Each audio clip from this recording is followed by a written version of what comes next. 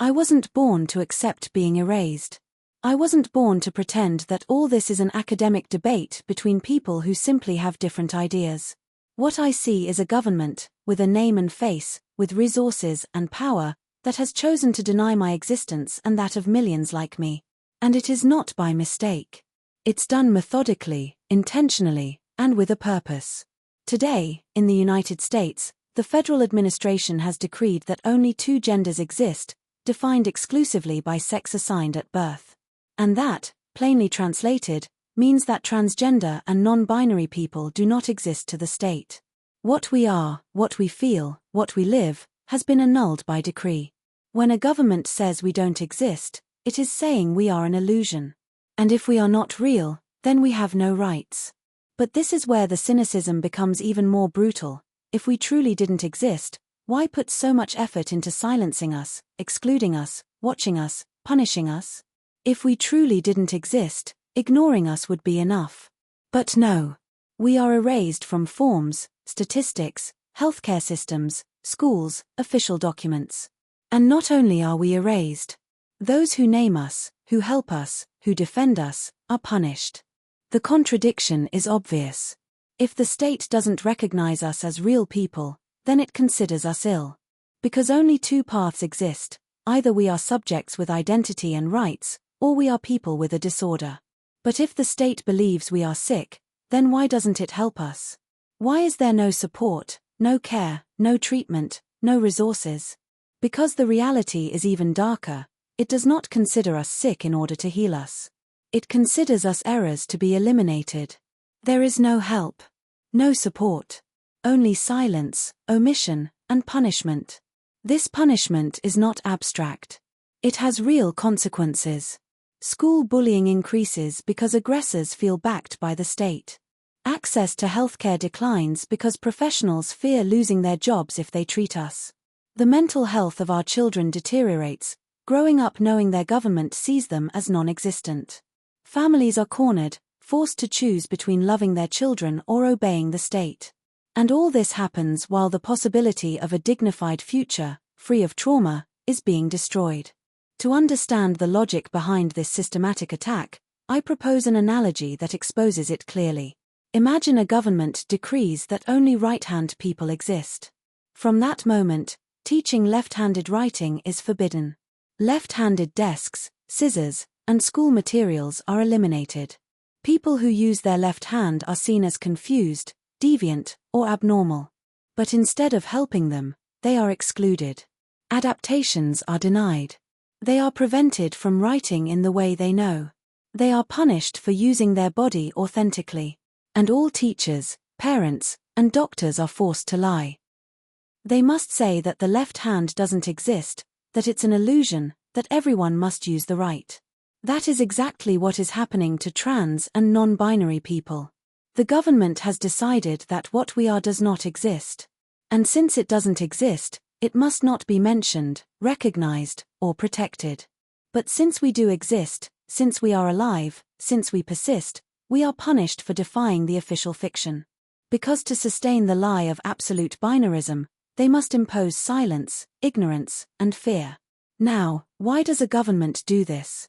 Why does a state, with access to science, data, and international organizations, choose to ignore reality? The answer is political. The existence of trans and non-binary people challenges very old structures: patriarchy, authoritarian religion, biologicist nationalism, tradition imposed as law. We are living proof that gender is not a cage. We demonstrate that identity is not determined by genitals, documents, or prejudice. That makes us dangerous. Not because we harm anyone, but because we expose that the system lies. And authoritarian systems cannot tolerate being exposed. There is also a strategic dimension.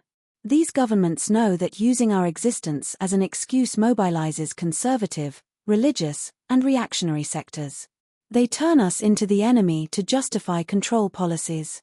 We are blamed for moral decay, for educational chaos, for social crisis. But in truth, we are used as scapegoats to consolidate power. It's an old trick: invent an internal threat to distract from real problems, divide society, sow hate, and win elections. But there's something even more perverse. Denying us isn't enough. Erasing us isn't enough. What they truly seek is to stop us from growing. Because they know that a trans and non-binary childhood raised with love, respect, and support is an unstoppable force. They know that if we reach adulthood with dignity, we will become strong people, capable of leading, changing things, demanding justice. That's why they choose to attack us when we are children. They deny us language, take away healthcare access, remove us from statistics. Because they prefer to destroy us before we can resist. What is happening is not an opinion. It is a state policy rooted in hate.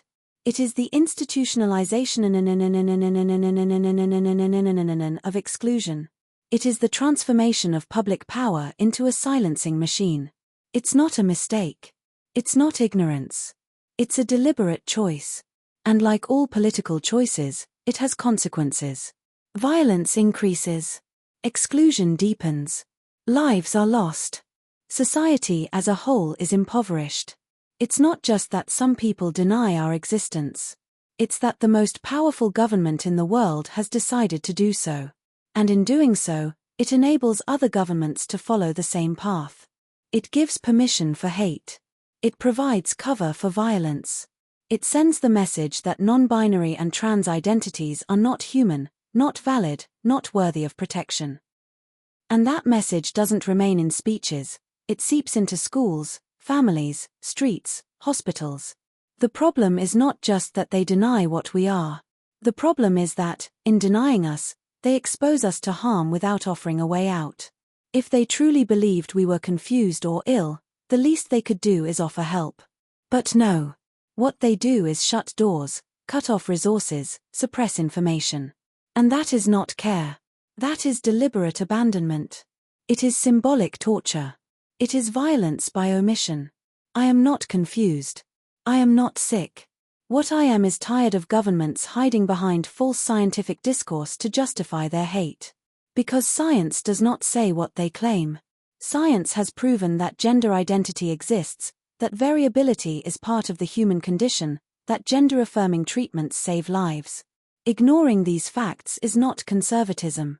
It is denialism. It is a form of barbarism disguised as norm. There is no possible neutrality in the face of this. One is either on the side of life, truth, and dignity, or on the side of oppression. I choose to speak. I choose to write. I choose to leave a record. Because even if they want to erase us, we are still here. And our existence, even under attack, is proof that they have not won. That they will not defeat us. We will not disappear because a president says so. We will not surrender because an executive order is issued. We will not cease to exist because they take away our words, our spaces, or our rights. We continue speaking, resisting, creating.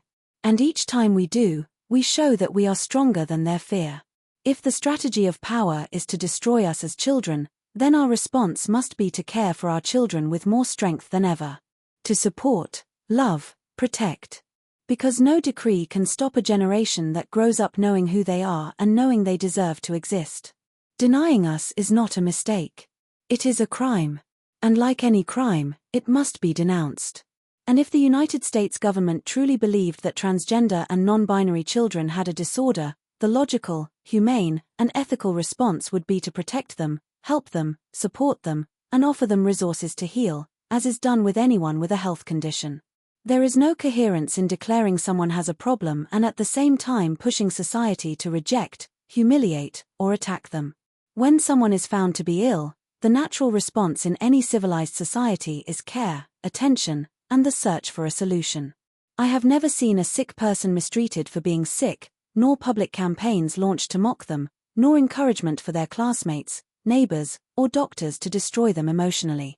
Yet that is exactly what is happening. The government stance not only denies the identity of these children, but also sends a clear message to society. They are people who must not be acknowledged, who must not be respected, who must be treated as mistakes. And that message translates into violence, ridicule, school bullying, family abandonment, denial of medical services. An environment is created where what should be cared for becomes a target of aggression. And that is not public policy. That is deliberate negligence. That is institutionalized cruelty. If they truly believed transgender and non-binary children had a problem, the very least they should do is provide tools to help them live better, to understand what they are experiencing, to find a path.